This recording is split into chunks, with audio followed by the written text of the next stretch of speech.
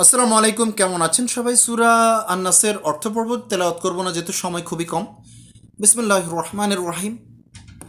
বলো, আমি আশ্রয় চাই মানুষের রব, মানুষের অধিপতি, মানুষের ইলাহের কাছে কুমন্ত্রণা তার অনিষ্ট থেকে, যে দ্রুত আত্মগোপন করে, যে মানুষের মনে কুমন্ত্রণা দেয় জিন ও মানুষ থেকে।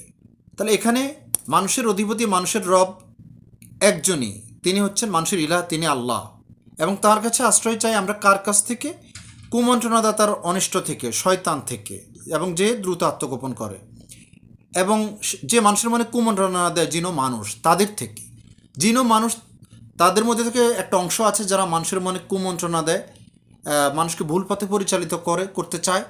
তো এসব থেকে আমরা আশ্রয় চাইব একমাত্র মানুষের রবের কাছে, আল্লাহর কাছে। মানুষের অধিপতি তিনিও আল্লাহ, এবং মানুষের ইলাহ তিনি আল্লাহ একজনই।